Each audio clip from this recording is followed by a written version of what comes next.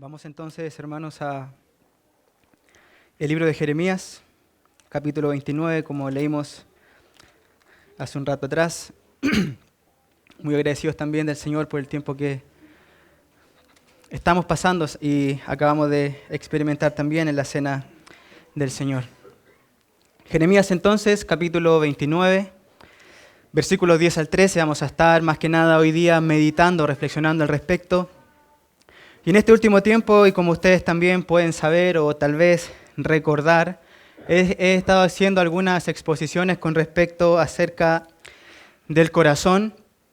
Para mí ha sido un tema que ha impactado mucho mi vida, me ha hecho replantearme también muchas cosas como creyente, me he cuestionado muchas cosas como creyente. Y el Señor también me ha ido humillando bastante al exponer los verdaderos deseos y motivaciones que hay en mi corazón. Es por eso que también quisiera compartirles un poco más de lo que el Señor ha estado hablando en mi corazón, poder seguir compartiéndoles con respecto a lo que es el corazón o cuáles son sus experiencias. Así que en esta mañana, en este texto de Jeremías, me gustaría poder seguir con esa línea, aunque no haciendo un estudio demasiado detallado del corazón en esta oportunidad. Recuerden que estuvimos viendo hace ya casi un mes, estuvimos viendo dos cosas: la evaluación al corazón y luego guardar el corazón, y ahí hicimos un estudio más exhaustivo de él. Pero no quisiera ahora ir tanto por esa línea, sino más bien ir viendo en segundo plano el corazón y cuáles son las experiencias que va teniendo, pero cuál es la experiencia esencial que debe experimentar nuestro corazón para ser transformado. Y quisiera explicar por qué. Cuando uno comienza en el estudio del corazón, pero no haciendo un estudio académico, simplemente el corazón o intelectual, sino que cuando uno comienza a evaluar su propio corazón, cuando uno comienza a investigar e indagar en su propio corazón, lo cierto es que muchas veces esa tarea se puede volver un tanto decepcionante. Y la razón es porque nosotros encontramos en nuestro corazón cosas que no están bien allí. Si nosotros somos honestos con nosotros mismos y por supuesto delante del Señor, nos vamos a dar cuenta que hay cosas allí que no están bien. Ya sea en pensamientos, ya sea en sentimientos, ya sea en motivaciones del corazón que luego se expresan en términos prácticos. Lo cierto es que muchas veces hay sentimientos o cosas bastante pecaminosas allí, que podemos ocultar con nuestra conducta, pero que no podemos evitar que estén moviéndose en nuestro corazón. Y cuando esto ocurre, cuando vamos descubriendo en mayor profundidad el estado de nuestro corazón y las tinieblas que todavía pueden estar allí por causa del remanente de pecado, la experiencia puede resultar frustrante. Al punto que podemos experimentar amargura y tristeza al ver que no hemos andado rectamente delante de nuestro Dios. Podemos experimentar decepción, podemos experimentar agobio al darnos cuenta que no le hemos respondido a Dios como Él merece ser respondido. Podemos experimentar un profundo sentimiento de fracaso que nos puede abatir, que nos puede hacer exclamar como el apóstol Pablo: miserable de mí, ¿quién me librará de este cuerpo de muerte? El apóstol Pablo, en una introspección de su propia vida, se da cuenta de los hierros de su corazón y que todavía fracasa delante de Dios haciendo lo que no desea hacer. ¿Qué cosa? Pecado, por supuesto. No solo lucha con el pecado, no solo enfrenta tentaciones, sino que también él hace lo que no quiere hacer. Es decir, sigo pecando. Y hace esta exclamación profunda de su corazón: miserable de mí, ¿quién me librará de este cuerpo de muerte? De tal manera que descubrir la rebeldía y las motivaciones más profundas de nuestro corazón puede ser una experiencia amarga. Sin embargo, en las Escrituras vemos que nuestro corazón, y esto es lo más hermoso, nuestro corazón no tiene la última palabra. Dice el apóstol Juan en 1 de Juan, capítulo 3, versículo 20, que si nuestro corazón nos reprende, es decir, nos acusa, mayor que nuestro corazón es ¿quién? Dios, que sabe todas las cosas. Es decir, que es Dios quien en definitiva tiene la última palabra con respecto a nosotros y no nuestro corazón. Por eso que en consecuencia, lo último que debemos mirar no es nuestro corazón, sino a Dios. Debemos examinar profundamente nuestro corazón. Debemos dolernos sinceramente si hayamos pecado y maldad en nuestro corazón. Pero no debemos quedarnos observando nuestro corazón, sino que siempre debemos elevar nuestra mirada y terminar viendo y contemplando a Dios, cuya contemplación, a su vez, no solo nos levanta de esos sentimientos de fracaso, sino que también lo que hace Dios en esa mirada vertical que hacemos hacia el cielo va transformando nuestro corazón. Y el corazón que en un momento estuvo abatido y afligido por causa de sus fracasos o su pecado, observando a Dios, llega a convertirse en un corazón adorador. Y eso es lo que quisiera ver en Jeremías capítulo 29, versículos 10 al 13.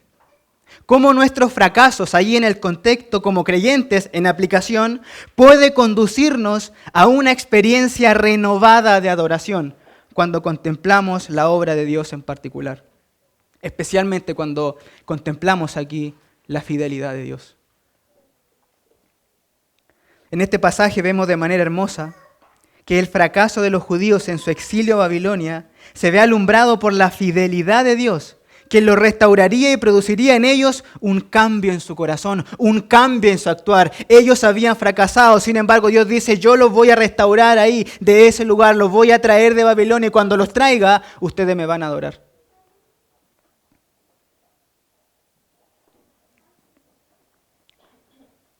El fracaso entonces de los judíos se ve alumbrado por la fidelidad de Dios, que lo restauraría y produciría en ellos un cambio de corazón. Por eso que el tema de esta mañana es el fracaso del hombre, la fidelidad de Dios y la respuesta del corazón. Y con hombre me refiero aquí al creyente más que el hombre en general. El fracaso del creyente, la fidelidad de Dios y la respuesta del corazón. Más que nada voy a hacer una especie de reflexión en lo que vamos a leer, no un examen ahí demasiado minucioso de cada versículo, cada palabra, sino ir viendo lo que está ocurriendo y luego ir reflexionando al respecto.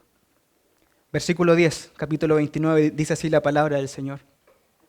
Porque así dijo Jehová, cuando en Babilonia se cumplan los 70 años, yo os visitaré y despertaré sobre vosotros mi buena palabra para haceros volver a este lugar. Porque yo sé los pensamientos que tengo acerca de vosotros, dice Jehová, pensamientos de paz y no de mal, para daros el fin que esperáis. Entonces me invocaréis y vendréis y oraréis a mí y yo os oiré. Y me buscaréis y me hallaréis, porque me buscaréis de todo vuestro corazón. Lo primero que vamos a ver entonces es el fracaso del hombre. En la primera frase del versículo 10, que más que nada voy a tomar el contexto para estar reflexionando allí un poco con respecto a ese fracaso. Noten la primera frase del versículo 10, porque así dijo Jehová, cuando en Babilonia se cumplan los 70 años. Eso nos arroja el contexto, ¿dónde estamos parados? ¿Por qué Jeremías está escribiendo lo que está escribiendo?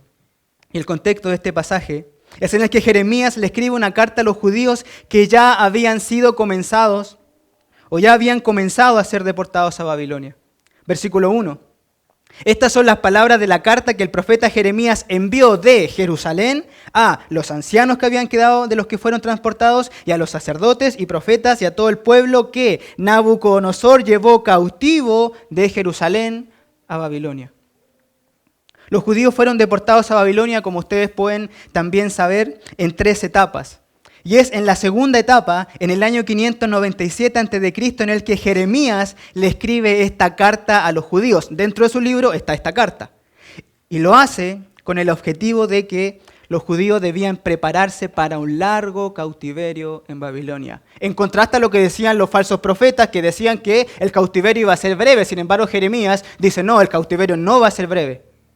Miren versículo 4, dice, así ha dicho Jehová de los ejércitos, Dios de Israel, a todos los de la cautividad que hice transportar de Jerusalén a Babilonia. Edificad casas y habitadlas, y plantad huertos y comed del fruto de ellos, casaos y engendraos, hijos e hijas. Dad mujeres a vuestros hijos y dad maridos a vuestras hijas, para que tengan hijos e hijas, y multiplicaos ahí y no os disminuyáis. ¿Por qué le está diciendo eso? Porque el cautiverio va a ser largo, al punto de que ellos tenían que hasta comenzar a desarrollar su vida en Babilonia. No que se proyectaran para siempre allí, porque Dios los va a rescatar. Sin embargo, el cautiverio iba a ser tan largo que ellos tenían que comenzar a desarrollar o vivir su vida allí en Babilonia. De hecho, 70 años puede ser muy bien una generación. Ahora la pregunta es, ¿Por qué fueron llevados cautivos a Babilonia?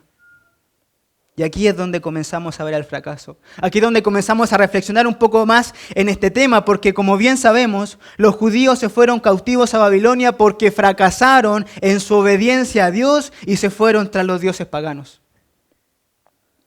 El gran problema de la nación de Israel en general fue la idolatría. Habiendo sido considerada y apartada por Dios como su especial tesoro, según lo que dice Éxodo 19, donde Dios hizo un pacto con ellos, donde les dijo que si lo obedecían, Él los iba a apartar como una nación especial, como una nación santa. Sin embargo, a pesar de ese gran privilegio, en muchas etapas de su historia, Israel escogió engalanar y ser el tesoro o la posesión de otros dioses. Eran únicos en el planeta Tierra, cuyo Dios era tan cercano a ellos, dice el libro de Deuteronomio. Sin embargo, ellos fracasaron y no obedecieron a Dios y se fueron tras los dioses paganos. La historia de Israel es una historia de tropiezos tras tropiezos, de fracasos tras fracasos. Sabemos su historia a grueso modo. Salen de Egipto y al poco tiempo comienzan a cuestionar a Dios, al punto que se hacen un becerro de oro.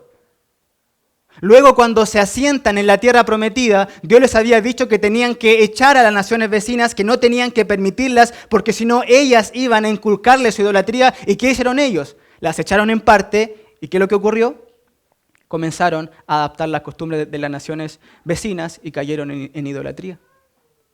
Luego seguimos avanzando un poco más en la historia y vemos el libro de los jueces, ¿y qué es lo que ocurre allí? Reincidencia tras reincidencia del pecado de Israel. Dios les levanta un juez para libertarlos de las consecuencias, muchas veces militares, que estaban experimentando, pero por causa de su idolatría. Dios levanta un juez, Dios les da la liberación, ellos se gozan, pero vuelven a caer. Y así es todo el tiempo. Reincidencia tras reincidencia, fracaso tras fracaso. Luego vemos la era de los reyes, cuando los israelitas piden rey para ser igual que las naciones. ¿Y qué es lo que ocurre? Ellos terminan siendo igual que las naciones, como idólatras. Y por eso ahora están donde están. Por eso ahora Jeremías tiene que escribirles que se preparen para un largo exilio, porque habían fracasado constantemente ante Dios. Incluso, hermanos, aunque Dios les hablaba permanentemente para que se volvieran a Él, el pueblo constantemente no escuchaba.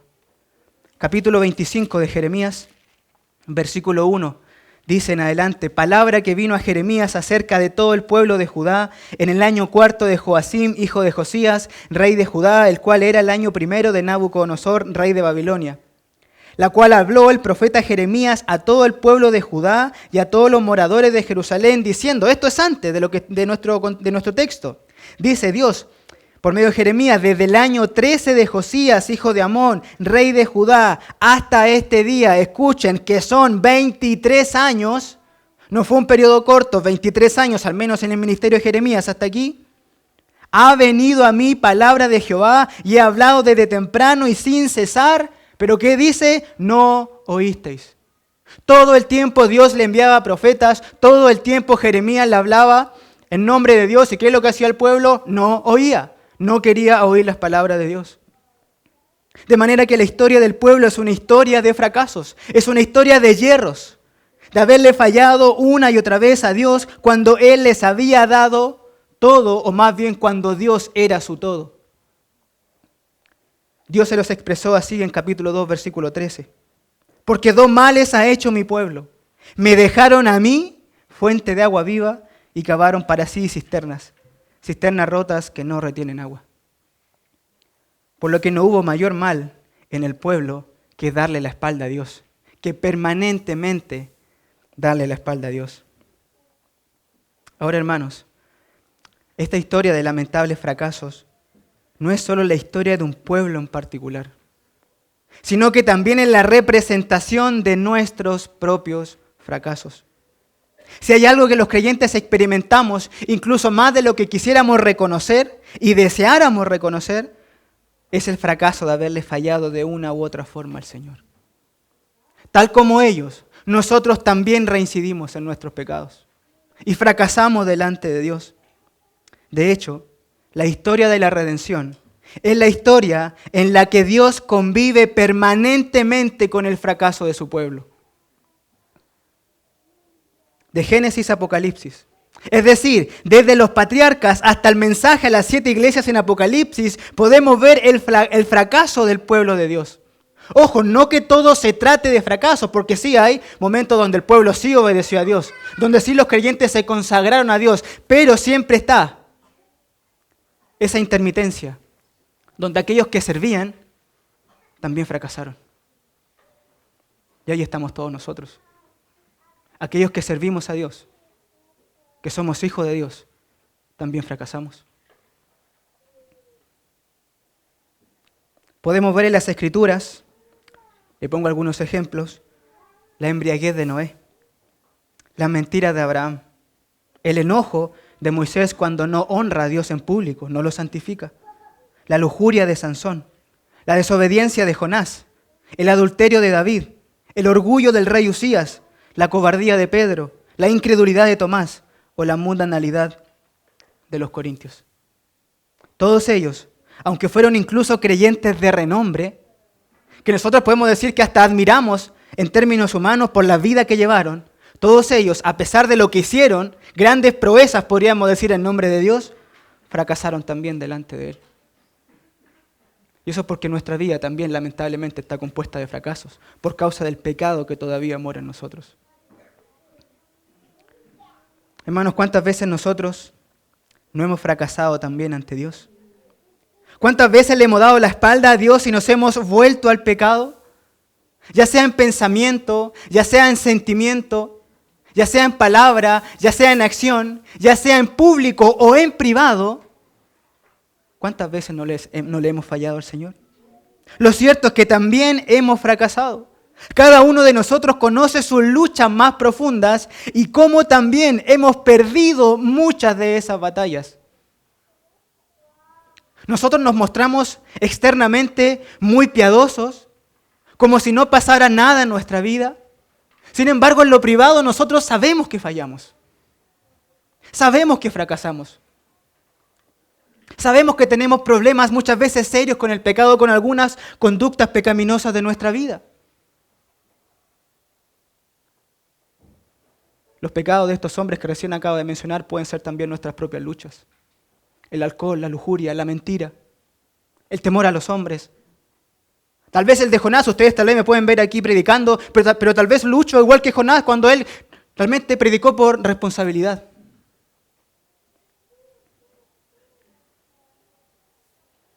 Por eso es que en nuestro corazón hay grandes fracasos. Bien podemos apropiarnos de los fracasos de estos creyentes que recién acabamos de mencionar. Ahora, y cada vez que el fracaso ocurre, cada vez que nos damos cuenta más profundamente de lo que hemos hecho, cada vez que miramos a nuestro perverso corazón, lo que puede ocurrir es que nos envuelven, y lo que debiera ocurrir es que nos envuelven sentimientos de tristeza y amargura. Y aunque nuestro pasaje no nos muestra el lamento de los habitantes de Jerusalén, en un contexto más amplio, la Escritura sí nos muestra el dolor de haberle fallado al Señor. Recordemos al apóstol Pedro llorando amargamente después de haber negado al Señor, después de ese gran fracaso que tuvo. Recordemos a David escribiendo compungido, muy compungido el Salmo 51 por haber cometido ese pecado de adulterio y de ser autor intelectual de asesinato. O al mismo apóstol Pablo que mencionamos en la introducción, que exclama: miserable de mí, ¿quién me librará de este cuerpo de muerte al ver los pecados en los cuales él caía internamente?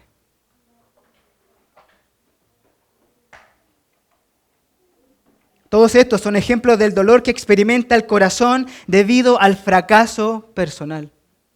Ese sentir de tristeza, amargura y vergüenza de haberle fallado al Señor.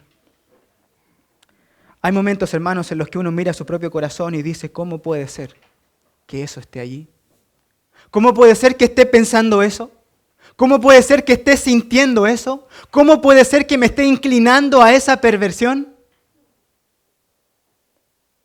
Y la observancia de estas cosas nos abaten. Nos pueden entristecer, nos decepcionan porque no puede ser que Dios haya sido tan bueno con nosotros y nosotros le paguemos de esa manera. Eso es lo que más duele. Ver a nuestro Dios tan bondadoso y nosotros respondiendo a veces de manera tan miserable cuando fracasamos. Y eso genera dolor en nuestro corazón. Sin embargo, y aunque si bien el fracaso es una realidad penosa en nuestras vidas, hay también otra realidad asombrosa que camina en paralelo a nuestro mismo fracaso, digo. Incluso más aún, existe una realidad asombrosa que trasciende y es más fuerte que nuestro fracaso. No solo camina al lado del fracaso, sino que podríamos decir que va por encima, por delante, por debajo, por detrás en nuestro fracaso. Y esa es la realidad asombrosa de la fidelidad de Dios. La experiencia del fracaso, aquella en la que podemos caer de rodillas lamentando lo que hemos hecho y viéndonos en consecuencia indignos delante de Dios, se ve alumbrada en esperanza por la luz de la fidelidad de Dios. Y esto nos lleva a lo segundo, que es la fidelidad de Dios. Ante el fracaso humano, ante el fracaso de nosotros, hijos de Dios, siempre aparece esta verdad para iluminarnos y que debe levantarnos y que luego debe transformarnos, que es la fidelidad de Dios. Versículos 10 y 11. Porque así dijo Jehová, cuando en Babilonia se cumplan los 70 años, escuchen, yo os visitaré y despertaré sobre vosotros mi buena palabra para haceros volver a este lugar. Porque yo sé los pensamientos que tengo acerca de vosotros, dice Jehová, pensamientos de paz y no de mal, para daros el fin que esperáis. A pesar de todo, del gran fracaso de Judá, e incluso, y esto es interesante, incluso de que hasta ese entonces ellos, el pueblo, todavía ni se había arrepentido ni experimentado el dolor de su fracaso, Dios no cambiaba su parecer y sus planes hacia ellos. Es asombroso, porque en medio del fracaso, Dios no les responde recíprocamente, sino todo lo contrario. Les promete que les haría bien. Eso es fidelidad. Versículo 10. Cuando en Babilonia se cumplan los 70 años, yo visitaré y despertaré sobre vosotros mi buena palabra para haceros volver a este lugar. El pueblo sí iba a experimentar el juicio de Dios por causa de su pecado. Pero Dios no iba a abandonar a su pueblo ni a dejarlo definitivamente bajo las consecuencias de su pecado, sino que lo restauraría y lo traería de vuelta. Y eso es lo que también ocurre con nosotros. Dios sí juzga y disciplina nuestros pecados, pero al mismo tiempo Dios no nos abandona ni piensa respondernos como realmente merecemos ser tratados. Dios va a actuar en consecuencia porque Él no tolera el pecado. Él no tolera el pecado de su pueblo. Sin embargo, Él no nos va a dejar bajo las consecuencias de ese pecado. Porque Él es fiel a lo que Él prometió y por lo que Él es. Y eso es lo que vemos aquí. Dios no le responde al pueblo como merece ser tratado, sino todo lo contrario, ya que en medio de su fracaso les anuncia una promesa de restauración nacional, de que ellos volverían a la tierra de la cual habían sido deportados. Es decir, y esta es la reflexión, que en medio del fracaso Dios saca a relucir y magnifica su fidelidad. Eso es lo que Dios hace en el fracaso. Él magnifica su fidelidad. Es muy similar a lo que dijo el apóstol Pablo en Romanos 5:21, cuando dijo que cuando el pecado abundó, sobreabundó la gracia. Es decir, que las bondades y promesas de Dios para con su pueblo son más fuertes que el pecado de su mismo pueblo. Y por eso Él puede mantenerse fiel. Porque su fidelidad es más fuerte que nuestros yerros, que nuestros fracasos, que nuestros pecados. Eso es una verdad asombrosa y consoladora para cada uno de nosotros, hermanos. Ya que el dolor del fracaso no es nuestra última y final esperanza, sino que lo es experimentar la restauración y consolación que Dios ofrece en su fidelidad. O sea que nosotros podemos experimentar la disciplina de Dios, pero lo último que vamos a experimentar no es su disciplina, sino su restauración, ya que Dios magnifica su fidelidad en medio de nuestros fracasos. Eso es lo último en nuestras vidas, fidelidad y no fracaso. El dolor y la congoja por el fracaso son bíblicos y son positivos cuando estos nos llevan al arrepentimiento, dice Pablo en 2 Corintios capítulo 7. Sin embargo, Dios no nos dejará experimentando esos dolores, sino que nos levantará debido a que su fidelidad es más fuerte que nuestros fracasos, es más fuerte que lo que hayamos hecho. Y eso es lo que vemos aquí en nuestro texto, que a pesar del fracaso del pueblo, Dios los restauraría y los traería de vuelta, y eso lo haría movido por su fidelidad. Y yo quisiera ver en mayor detalle esta fidelidad de Dios, cómo se expresa esa fidelidad de Dios o por qué Dios es fiel en el versículo 11 que aparece de manera mucho más clara ahí. En el versículo 10, Dios les hace una promesa de restauración nacional al pueblo, de que volverían a la tierra de la que ahora eran deportados.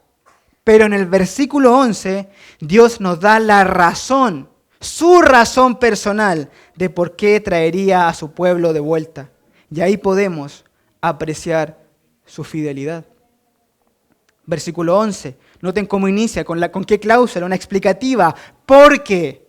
¿Por qué los voy a traer de vuelta? Porque, dice Dios, yo sé los pensamientos que tengo acerca de vosotros, dice Jehová, pensamientos de paz y no de mal, para daros el fin que esperáis. Primero, noten que Dios es fiel porque Él cumplirá su plan. Y quiero que pongan atención en la palabra pensamiento. Porque yo sé los pensamientos que tengo acerca de vosotros, dice Jehová. ¿Pensamientos de qué? De paz y no de mal. El versículo revela de manera maravillosa la mente de Dios y los pensamientos que Él tiene para con su pueblo, cuyos pensamientos son descritos como pensamientos de paz y no de mal. Es decir, que Dios ya tenía una resolución o determinación previa de hacerle bien a su pueblo a pesar del comportamiento de su pueblo. Y por eso decimos que Dios cumplirá su plan, porque Él tiene una determinación previa con su pueblo, la cual no va a cambiar a pesar de los fracasos de su pueblo. Y eso se llama nuevamente fidelidad. Yo tengo un pensamiento, una motivación, un plan con ustedes y más allá de lo que pase, yo lo voy a cumplir. Noten, hermanos, que Dios no tuvo un cambio de planes una vez que el pueblo se rebeló contra Él, sino todo lo contrario, ya que Él siguió pensando de la misma manera con respecto a su pueblo, y quiero destacar eso. Él siguió pensando de la misma manera con respecto a su pueblo. Y a pesar de que lo juzgaba como manifestación de su severa disciplina, nada cambió con respecto a su plan y propósito que Él tenía con ellos.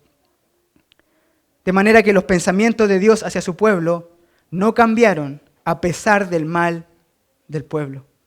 Generalmente nosotros pensamos inmediatamente mal de alguien que nos hizo alguna clase de agravio. Incluso si nos llevamos bien con una persona y si sabemos que esa persona habló mal de nosotros, inmediatamente nosotros pensamos mal de aquella persona, aunque fuese nuestro amigo. Inmediatamente comenzamos a sacarle todos sus yayitas, como diríamos nosotros, y cambiamos nuestros pensamientos cuando alguien nos agravia. Sin embargo, Dios no es así, porque cuando Él es ofendido, sus pensamientos siguen siendo siempre igual para con nosotros. Dios no cambia de parecer aun cuando es ofendido por los suyos. Y eso es lo que pasa también con cada uno de nosotros los creyentes. Cada vez que fracasamos y fallamos delante de Dios, y aún pudiendo experimentar de igual manera su disciplina, en su fidelidad, los pensamientos y propósitos que Dios tiene para con nosotros no cambian. Dios no es un ser voluble o sentimentalista que cambia sus planes y propósitos según cómo le hagamos sentir. Ahora, claro que nuestros pecados tienen consecuencias y Dios nos los pasa por alto, pero Él no cambia de parecer con respecto a lo que ya ha determinado hacer en favor de nosotros. No le hacemos cambiar, nuestra conducta no le hace cambiar, nuestros fracasos no mueven su fidelidad. Los pensamientos y las intenciones de Dios son siempre los mismos y asombrosamente no se ven afectados ni cambiados por lo que hacemos. Eso es lo que va a decir el apóstol Pablo a Timoteo, que si nosotros fuésemos infieles, Él permanece fiel. ¿Por qué? Porque no puede negarse a sí mismo, dice Pablo también. Notan que la fidelidad obra inclusive de maneras que cuando nosotros las racionalizamos son como hasta ilógicas. Nosotros fracasamos, nosotros somos infieles, pero Él permanece fiel. Su fidelidad es como una gran montaña que no puede cambiarse de lugar.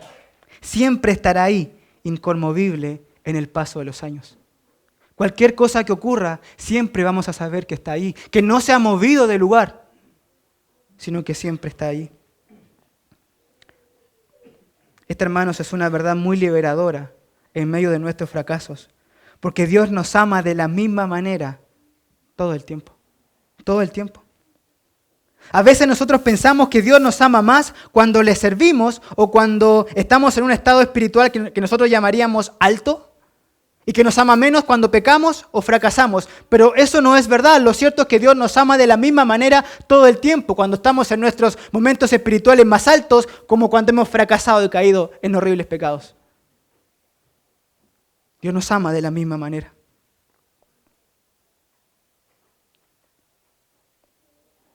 Ahora, hermanos, permítanme hacer aquí una segunda aplicación. Aquí quisiera hacer una apología o una defensa a los creyentes que han fracasado públicamente y han sido especialmente criticados por los inconversos que están a su alrededor. No voy a justificar sus pecados, sino que más bien quisiera confrontarlos, aquellos inconversos que critican ácidamente a los creyentes por sus pecados, con esta verdad bíblica. Por lo que si usted no es un creyente, esto va para usted. Muchos de ustedes son muy prontos para juzgar las caídas de los creyentes. Son rápidos para acusar a los creyentes que no han caminado bien en su relación con Dios. De hecho, todos podemos tener al menos una experiencia donde un creyente nos dice, oh, pero mira ese otro creyente, mira lo que hace, es que no es posible que lo haga. Y muchas veces los van a acusar. Sin embargo, a pesar de que Dios tratará con ellos, con aquellos creyentes que caen, la verdad más profunda es que Dios los sigue amando y usted sigue estando perdido. Para ellos, para los que han fracasado, los pensamientos de Dios son de paz y para usted de mal. Eso significa que debiera preocuparse más por su propio pecado que el pecado ajeno.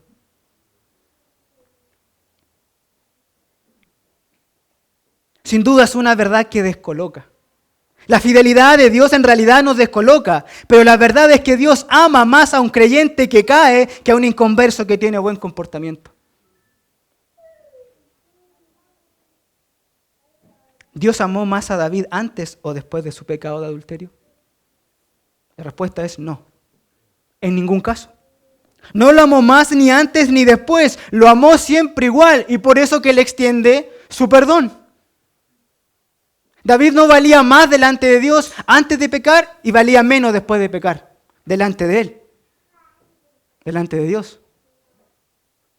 Tenía el mismo valor para Dios.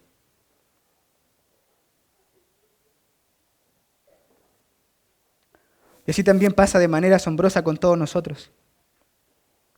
Dios nos ama igual, hagamos lo que hagamos.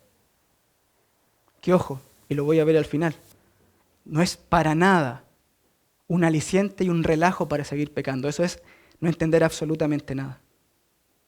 Pero es asombroso que Dios nos ame de la misma manera, hagamos lo que hagamos. Podemos honrarle o lamentablemente deshonrarle, pero la verdad es que Él no cambia su amor y su parecer con nosotros. Y la razón es porque Él es fiel. En segundo lugar, podemos ver que Dios es fiel porque no duda de lo que va a hacer.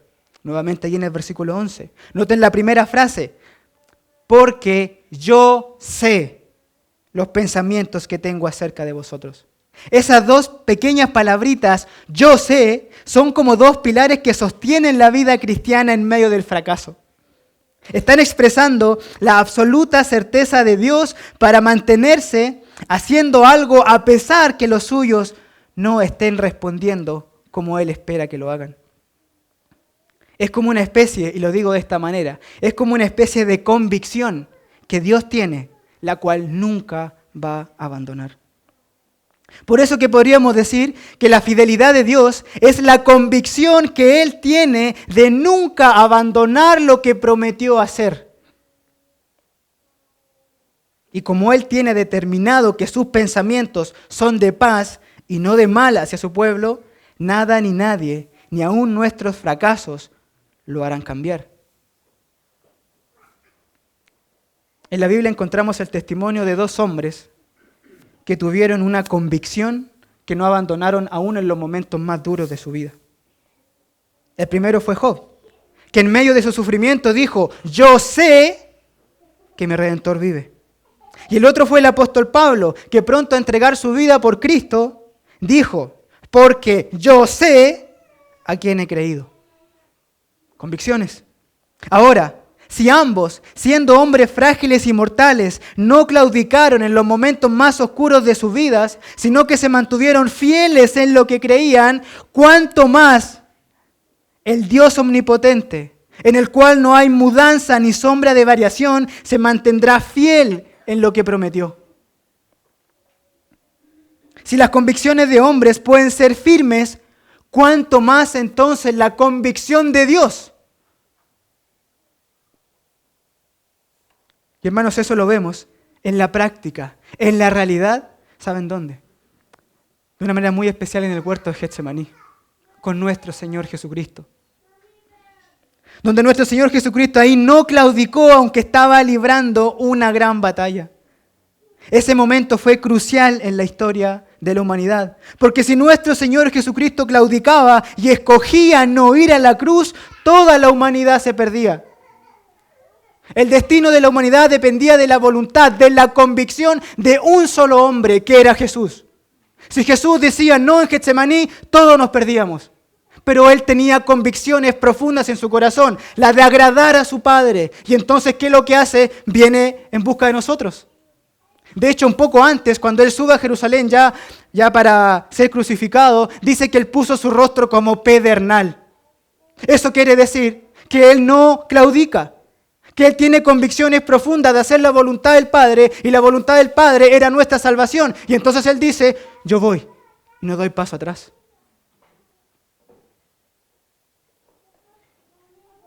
Esa es la convicción de nuestro Dios.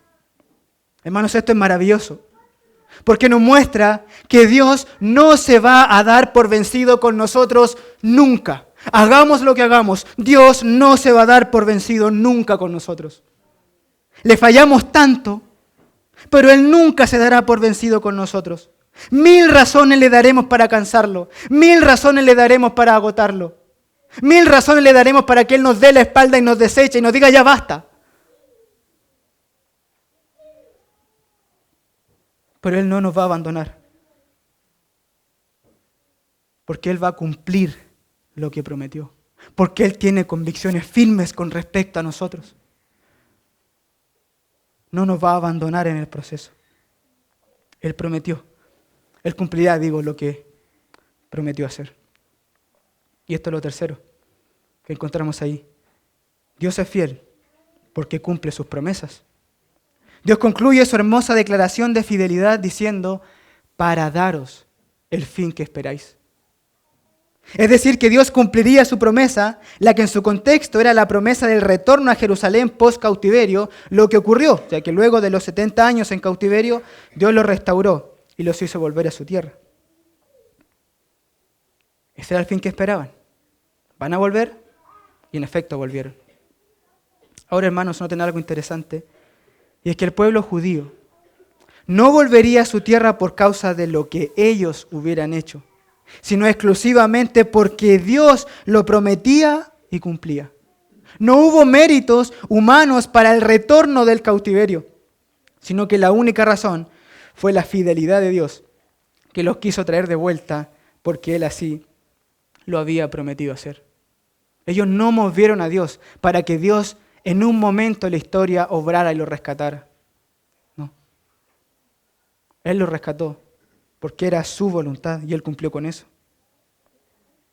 Esto nos muestra, hermanos, que nosotros no nos ganamos el favor de Dios para que Él haga o no haga algo en beneficio nuestro. Eso lo hemos estado viendo también con nuestros pastores en las exposiciones anteriores. Dios no cumple sus promesas en función de lo que nosotros hacemos, sino en función de lo que Él prometió hacer. Porque si Dios cumpliera sus promesas en función de lo que nosotros hacemos, no podría cumplir ninguna. Por eso que Él no cumple sus promesas en función de cómo nosotros respondemos, sino que las cumple porque Él es fiel.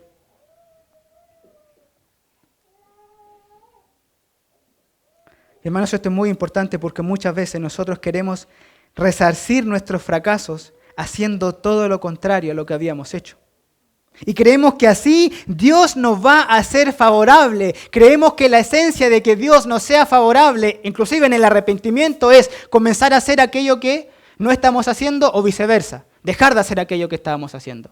Y entendemos que entonces Dios nos va a perdonar o va a ser favorable porque dejamos de hacer aquellas cosas. Sin embargo, no es así, ya que la esencia de nuestra restauración es la certeza de que Dios cumplirá sus promesas hacia nosotros por el solo hecho de que Él es fiel. Nosotros nos vamos a despertar su favor para que Él nos perdone. Simplemente tenemos que ir en arrepentimiento y apropiarnos de ese perdón. Está bien, por supuesto, tener acciones prácticas, resarcirse en términos prácticos, pero esa es lo último en nuestra escala de valores, por decirlo de una manera. Lo primero que nos va a restaurar no es hacer lo contrario a nuestros fracasos, sino lo primero que nos va a restaurar va a ser ver a Dios que extiende su fidelidad en nosotros. Eso es lo que levanta. De tal manera que Dios cumplirá sus propósitos en nosotros, no por nuestros méritos, sino por su fidelidad. Y así como Dios cumplió sus propósitos para con los judíos, también lo hará con nosotros. El apóstol Pablo dijo en Filipenses 1:6 que el que comenzó en vosotros la buena obra, la perfeccionará hasta el día de Jesucristo. Es decir, que la va a completar. ¿Pero en base a qué? Solo en base a lo que Él prometió. Por tanto, hermanos, a pesar de que nuestro camino sea accidentado o vacilante, el futuro y la gloria ya están asegurados. Dios ya nos sentó en los lugares celestiales con Cristo y de allí ni nuestros fracasos nos podrán mover. Ahora, y es necesario decir esto antes de pasar al último punto. ¿Por qué Dios puede mirarnos con tanto favor y no retirar ninguno de sus beneficios a pesar de nuestros fracasos? ¿Por qué no vamos a ser arrebatados de los lugares celestiales con Cristo? Precisamente por Él, por Cristo. Por Cristo, únicamente por los méritos de Cristo a nuestro favor, el cual pagó por todos nuestros pecados y fracasos en la cruz y nos declaró justos delante de Dios. Esa es la única razón por la cual Dios puede mantenerse fiel y mirar de manera tan favorable a una humanidad perdida y aún a nosotros que nos desviamos del camino. Solamente por los méritos de nuestro Señor Jesucristo, ya que Dios nos ve a través de Él, de su justicia. Jesús ya se llevó nuestros fracasos, fueron puestos en la cruz y entonces ahora Dios puede permanecer fiel. Pero noten nuevamente, no por nosotros, no por nuestros grandes esfuerzos, sino por los méritos de nuestro Señor Jesucristo. No hay otra manera en la que Dios pueda hacer favorable a un pueblo rebelde, sino solo por la extraordinaria obra de Cristo en la cruz. Por lo cual nuestros fracasos nos deben llevar a la cruz, porque es en medio de la cruz donde Dios canaliza y nosotros recibimos su fidelidad. Por eso decía al inicio que nosotros nunca tenemos que terminar mirando nuestro corazón, sino que siempre debemos terminar mirando la cruz de nuestro Señor Jesucristo, porque allí podemos apreciar nuevamente y con mayor claridad ahora la fidelidad de Dios. Ahora, hermanos, todo esto debe despertar en nosotros, y con esto paso a lo tercero y último, un profundo deseo de adoración. lejos de caer en el pasivismo o el permisivismo, de creer entonces que podemos hacer lo que queramos y al final de cuentas Dios es fiel y no cambia su parecer, lejos de caer en tal necio pensamiento, lo que debe despertar en nosotros la fidelidad de Dios a la luz de nuestros fracasos es un deseo profundo de gratitud y adoración. No podemos hacer otra cosa sino adorar a nuestro Dios por lo que Él ha hecho en nosotros. Si Dios nos perdona tanto, eso no puede resultar en otra cosa que en un corazón agradecido y apasionado por Dios. Y esto es lo tercero entonces, que veo de manera un poco más breve, y es la respuesta del corazón. Versículos 12 y 13. Noten, entonces, después de todo, yo los voy a restaurar. Ustedes han fracasado, sin embargo, yo los traigo de vuelta. Entonces, ¿cuál es la reacción? Me invocaréis y vendréis y oraréis a mí y yo os oiré. Y me buscaréis y me hallaréis, porque me buscaréis de todo vuestro corazón. Eso no había pasado antes. Dios le prometía al pueblo no solo una restauración nacional terrenal, sino que también una restauración espiritual, en la que los judíos se volverían a Dios con todo su corazón. También allí hay una implicancia escatológica del fin de los tiempos. Hay una restauración no solo terrenal, material, sino que también espiritual. Esta sería primera y esencialmente una obra de Dios. Y de hecho, en el capítulo 31 de Jeremías, un poquito más adelante, Dios anuncia el nuevo pacto. Ese pacto que tenía como epicentro, ¿qué cosa? Del plan redentor, el cambio del corazón. De tal manera que Dios lo restauraría desde lo más profundo de su ser, que era su corazón. Por lo que entonces, ahora ese corazón estaría capacitado para volverse enteramente a Él. Esta restauración iba a implicar que su corazón iba a ser regenerado, si lo aplicamos ahora a la era de la iglesia. Y entonces ahora el corazón va a estar capacitado para adorar a Dios. El mismo Jeremías en sus primeros capítulos dice que nosotros no podemos adorar genuinamente a Dios por nuestro pecado. Porque así como el etíope no puede mudar su piel y el leopardo sacar sus manchas, así nosotros no podemos hacer el bien estando habituados al mal. O sea, no podemos honrar de corazón a Dios porque todavía tenemos pecado. Sin embargo, ¿qué es lo que hace Dios aquí? Es prometer ese cambio del corazón. Para que el corazón ahora esté capacitado para adorarle como fin último.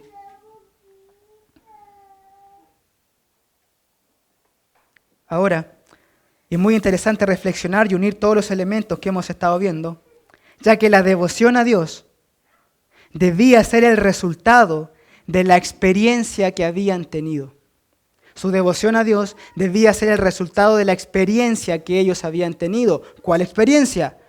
La de la restauración, a pesar de sus fracasos. Eso iba a motivar que se volvieran con todo su corazón a Dios.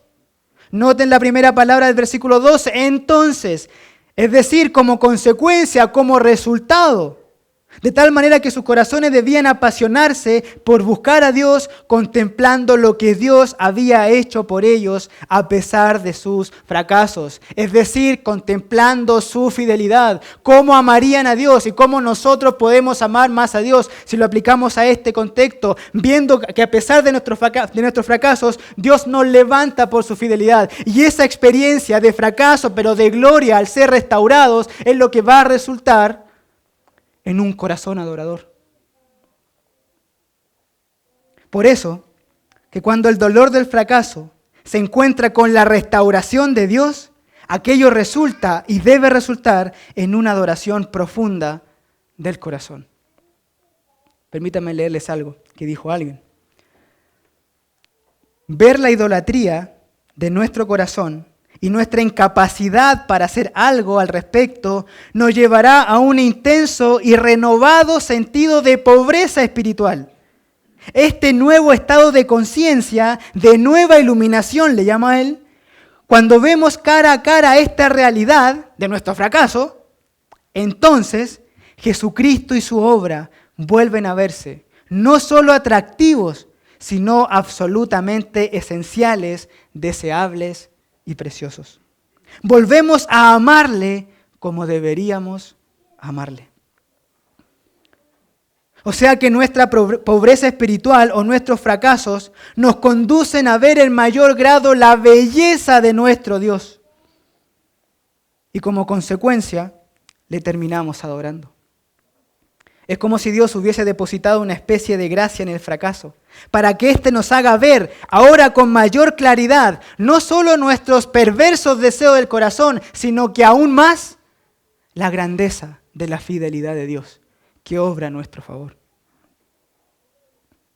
Por eso, hermanos, que nada va a impactar más profundo nuestro corazón que ver a Dios obrando a nuestro favor a pesar de lo que somos.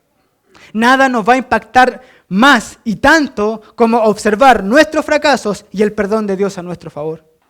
Pueden existir miles de libros que nos ayuden en la piadosa práctica del amor a Dios. Pueden haber miles de disciplinas o estrategias que nos ayuden a cambiar, pero nada de esto va a impactar profundamente nuestro corazón, sino solo la contemplación de lo que Dios ha hecho a nuestro favor. No hay más. Lo único que impacta, cambia o transforma el corazón es la contemplación permanente de lo que Dios ha hecho por nosotros. Es ahí donde tenemos que apuntar.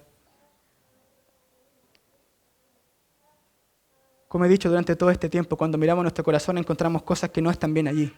Y nuestro deseo genuino y sincero es mejorar, es realmente servir al Señor con todo nuestro corazón. Pero cuando tomamos esas medidas a veces nos equivocamos en los cambios que queremos hacer, porque inmediatamente apuntamos a las acciones, pero lo primero que tenemos que hacer es contemplar a nuestro Dios.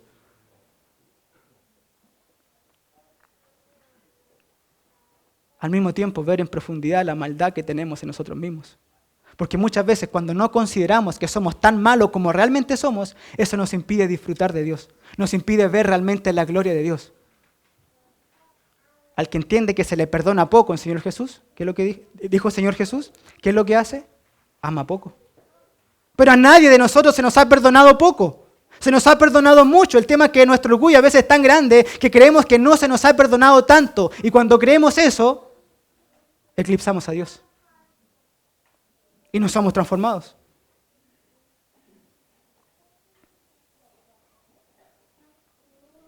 Por lo que si queremos una experiencia renovada con Dios, tenemos que iniciar viendo nuestro perverso corazón, pero terminar viendo la fidelidad de Dios, que no se cansa de recibirnos una y otra vez. En conclusión, nuestros fracasos despiertan un profundo deseo de tristeza y amargura. Sin embargo, al contemplar la fidelidad y la obra de Dios a nuestro favor, eso no solo nos restaura de la amargura de nuestros fracasos, sino que también nos convierte en genuinos adoradores, lo que hace que le entreguemos nuestro corazón a Dios.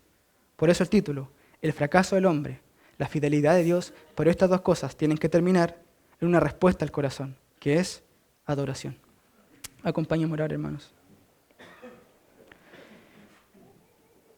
Padre, muchas gracias por este tiempo que tú nos has dado para poder abrir tu palabra, Señor, y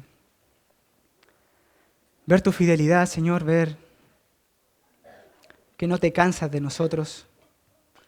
Te alabamos y te exaltamos, Señor, y queremos también que tú produzcas en nosotros un cambio del corazón, Señor, que tú estés abriendo nuestros ojos para contemplar no solo nuestra maldad, sino que también para contemplar la belleza de tu obrar en nosotros, la belleza de tu perdón, la belleza de tu fidelidad, la belleza de tu gracia, la belleza de tu amor, Señor, y ser realmente constreñidos, como dijo Pablo, para ser movidos a servirte. Ayúdanos, Señor, por favor, porque deseamos cambiar, queremos responder acertadamente, Señor, a lo que tú nos dices que también tenemos que hacer, pero en nuestra fuerza sin duda no podemos. Necesitamos de tu Espíritu y es por eso, Señor, que te pido que nos fortalezcas por medio de Él. Gracias, Señor, nuevamente porque eres muy bueno con nosotros. Gracias por soportarnos, gracias por tenernos paciencia. Gracias porque un día nos llevarás a tu presencia a pesar de lo que nosotros hayamos hecho. Alabamos tu nombre y te damos gracias en el nombre de Jesús. Amén.